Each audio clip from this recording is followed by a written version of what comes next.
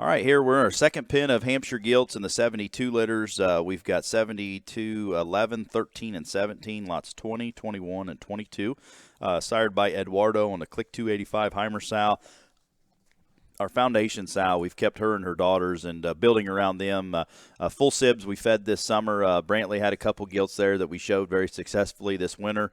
Said summer but meant winter. But and then last year we had a couple gilts that Shikes had reserve at summer type conference, as well as the Hall family had reserve Hampshire and sixth overall at the Ohio State Fair. So a sow line that's worked well. Had Connor Schwartz's Barra 2 years ago at the Indiana State Fair that was reserve Hampshire and competitive all summer as well.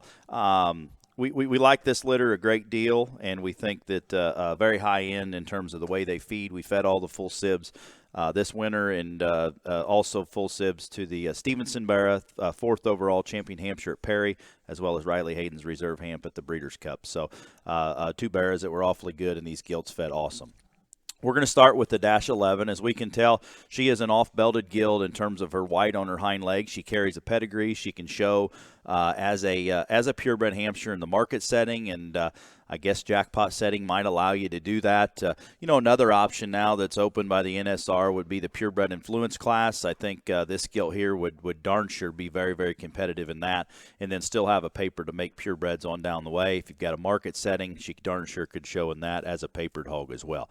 Quality is awfully good. I wish she did have a black leg, but you can't predict that here when raising Hampshires. But good looking, attractive, good on her passengers, mobile, great center body. Proportions are good enough for market hog or jackpot hog, and gilt that she's square out of her hip and hind leg. We think one that could be a very competitive show gilt if you're talking about a market hog, or you're going to show her in the purebred influence. An unbelievable kind of sow power back the way.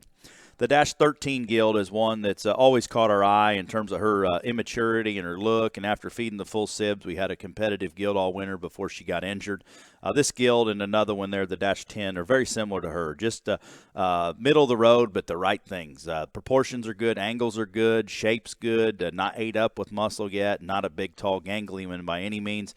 We think she can be a competitive jackpot one, but at the same time, be the big ring gilt that lasts as long as you want her to make her to last. You want to show her at Expo, you want to show her at Louisville, you want to show her on down the way, and your fair allows that to show December. She's a gilt that can be awesome regardless where she shows. Competitive in terms of her look from the side and going to catch that extra look, but has everything going for her, the right direction, power, muscle, everything's going to come when it needs to.